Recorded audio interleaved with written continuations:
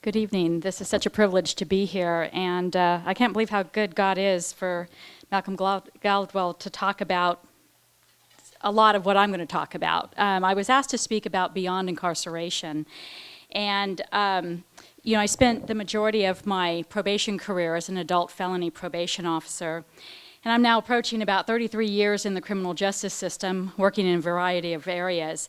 And beyond incarceration is so fitting right now because I just received a contract to work with our county and assist them in developing a strategic plan that will address the enormous changes that have taken place in our criminal justice field over the last few years. In fact, we're having to re-examine a policy which has embraced in the past, incarceration, and now we in fact are having to look at beyond incarceration. Locking people up can no longer be the only tool in our toolbox. The shift from rehabilitative programming to an incarceration model began to take place in the 1970s. This was the result of critics who were questioning the efficacy of programs, of rehabilitation efforts, and in 1974, there was a famous essay that said, basically nothing works.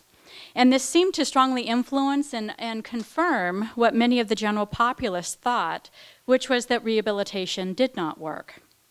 So in 1994, as we just heard, California enacted the 3 strikes law. This is following a pattern that was done in several other states at that time, and now even more have come on board. The adage, no news is good news, was really that no positive news must mean it's all negative news when it comes to the issues of public safety and criminal justice. So the prison system began warehousing inmates, and the costs have now soared over $50,000 per person per year. That's mostly operating and overhead costs. Those are not Cadillac services. Unfortunately, people sometimes think we're coddling the criminals at that cost, but that's not what's happening. It costs a lot to run those types of institutions. Now, God certainly addressed criminality all the way from the 10 Commandments through to the New Testament. Crime is not new to society, but our punitive approach through mandatory sentences and no discretion to the practitioners in the field has removed opportunities for redemption and restoration. I can't imagine the difficulties that Moses, King David, Abraham, and Joseph would have in today's societal view of criminal justice. Their rap sheets would likely have made them ineligible for many jobs in today's market, not to mention the low-income housing they would likely have had to seek. They would have faced difficulty finding a minimum wage job, not to mention much less being the leaders of their time.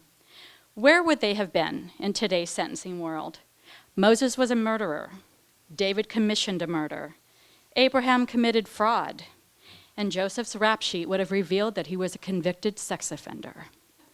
So the current problem, as I see it, in my several decades of work, is that we have reduced the value of people to the crimes they have committed. We've dehumanized them as not deserving to walk among the rest of us. I love what was said earlier about legitimacy. We have removed their legitimacy to be in our community. We've not taken advantage, though, of the wonderful world of science and research that informs us of brain development, of the effects of trauma on the brain from early childhood trauma experiences, and the fact that rehabilitation does in fact work. Over the past 25 years, the meta-analysis of programming tells us that empirical research shows the recidivism rate for treatment groups versus control groups can be 10 points lower. But we've enacted legislation, which is a gut response to heinous, high-profile cases, as though those types of criminals were rampant in the criminal justice system. They are not. But those decisions are based on fear, and they often are not reasonable nor well thought out. However, we know that perfect love does cast out fear, that while man looks at the outward appearance, God looks at the heart. Now, I'm not suggesting that we throw accountability to the wind. That would not be appropriate. We are called to be discerning, to be wise as serpents, but gentle as doves. Early in my Christian walk as a probation officer, I came across the scripture, and what does the Lord require of you? But to do justice, to love kindness, and to walk humbly with your Lord. I found myself overseeing a caseload of high-risk drug offenders who oftentimes were in Christian rehabilitation programs, such as Teen Challenge or the Bakersfield Rescue Mission.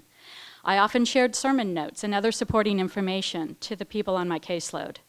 I remember one gentleman came in my office to complain about the overseers in another program. He was using scripture to support his claims. I asked him, but what about our personal responsibility? So we continued our conversation for about 45 minutes. And finally he said, well, I guess I just don't like getting told what to do. And I said, well, I've been telling you what to do for 45 minutes. He said, well, it doesn't feel that way. So we forget sometimes that God can use us in a variety of settings.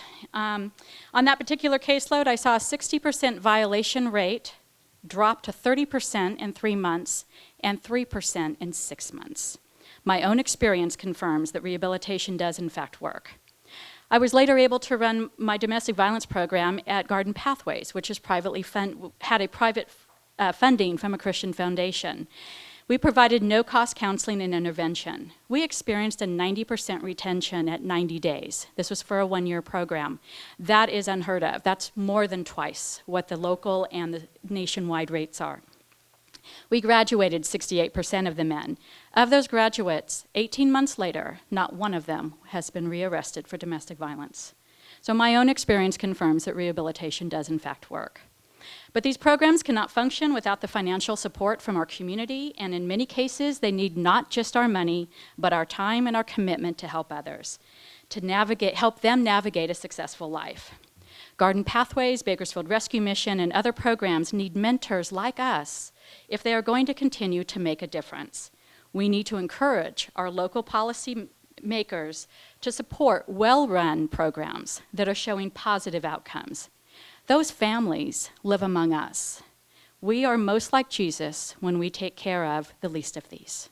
Thank you.